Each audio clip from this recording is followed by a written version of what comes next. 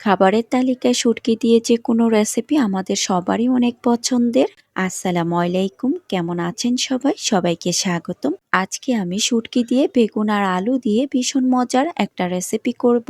আর এই রেসিপি আমার অনেক পছন্দের, আমি প্রায় করে থাকি, তাই আমি আপনাদের সাথে আজকে এই রেসিপিটা শেয়ার করব।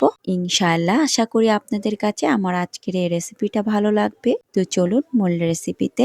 চুলায় একটা হাঁড়িতে দিয়ে দিয়েছি পরিমাণ মতো সয়াবিন তেল। তেলটা হালকা একটু গরম হয়ে আসার পরে এখানে আমি দিয়ে দিয়েছি এক মুঠো পেঁয়াজ কুচি। পেঁয়াজ কুচিগুলোকে হালকা একটু ভেজে নেব।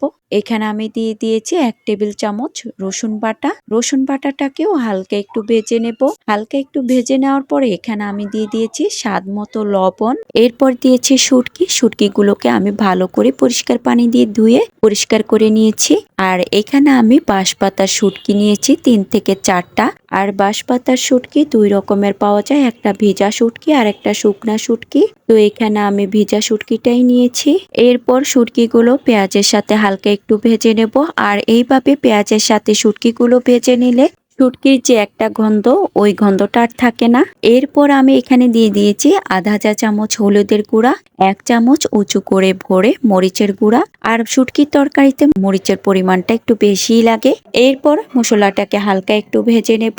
আর এইভাবে তেলে ভেজে নিলে মশলার কাঁচা গন্ধটা আর থাকে না, তরকারির কালারটাও খুব সুন্দর আসে। এইবার অল্প একটু পানি দিয়ে মশলাটা কষিয়ে নেব। মশলাটা কষিয়ে নেওয়ার পরে যখন তেলটা উঠে আসবে তখন আমি প্রথমে দিয়ে দিয়েছি আলু। আর আলুটা যেহেতু সিদ্ধ হতে একটু সময় লাগে, তাই আমি আলুটা প্রথমে দিয়ে দিয়েছি। 1-2 মিনিটের মতো কষিয়ে নেব। কষিয়ে নেওয়ার পরে এখানে আমি দিয়ে দিয়েছি বেগুন। আর আমি আলু আর বেগুনগুলো কিভাবে কেটে নিয়েছি আপনারা তো দেখতেই পারছেন। এইবার বেগুনগুলো দিয়ে ভালো করে নেড়েচেড়ে 1 থেকে 2 মিনিটের মতো কষিয়ে নেব। এরপর আমি এখানে দিয়ে দিয়েছি 2টা টমেটো। টমেটোগুলো একটু পাতলা করে কেটে নিয়েছি। আবারও ভালো করে নেড়েচেড়ে একটা ঢাকনা দিয়ে ঢেকে আমি 5-7 মিনিটের মতো কষিয়ে নেব।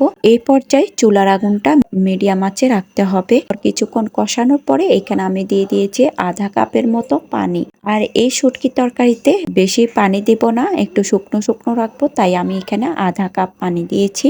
এবার ভালো করে নেড়েচেড়ে আমি একটা ঢাকনা দিয়ে ঢেকে হাই হিটে আরো কিছুক্ষণ জাল দিয়ে নেব। যখন ভালো করে ফুটে আসবে তখন এখানে আমি কয়েকটা কাঁচামরিচ ফালি করে কেটে দেব।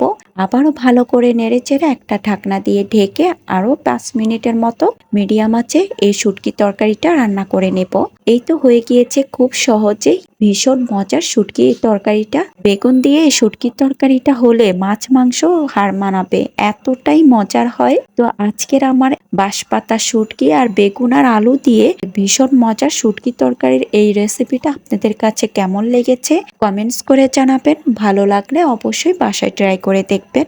আজ এ পর্যন্ত, সবাই ভালো থাকবেন, সুস্থ থাকবেন। আল্লাহ হাফেজ।